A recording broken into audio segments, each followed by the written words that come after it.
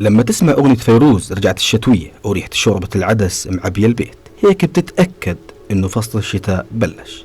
بيمتد فصل الشتاء 90 يوم، وهم 40 يوم معروفين باسم المربعانية، و50 يوم معروفين بخمسينية الشتاء. بما إنه خلصنا من المربعانية، شو هي خمسينية الشتاء؟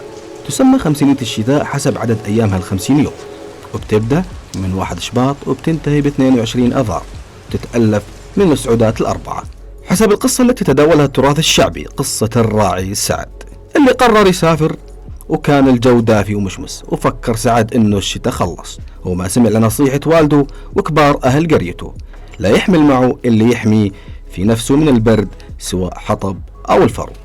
والسعودات الأربعة هم سعد الذابح، سعد بلع، سعد سعود، وسعد الخبايل، ومدة كل واحد منها 12 يوم ونص. سعد الذابح ببلش من 1 شباط وبنتهي ب13 شباط، سمي بالذابح بسبب البرد الشديد الذي يتخلل أيامه، حيث ذبح سعد ناقته وقيل فيه سعد ذبح، كلبه ما نبح وفلاحه ما فلح وراعي ما سرح.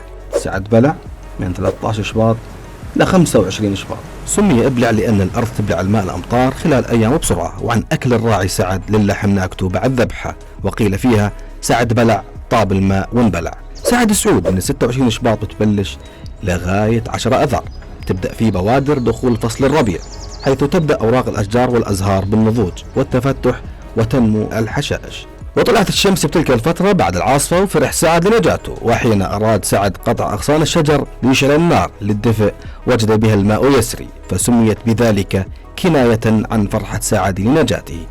ولأن الماء يمشي في عود الزرع، وقيل فيه سعد سعود يدب الماء في العود ويدفئ كل مبرود.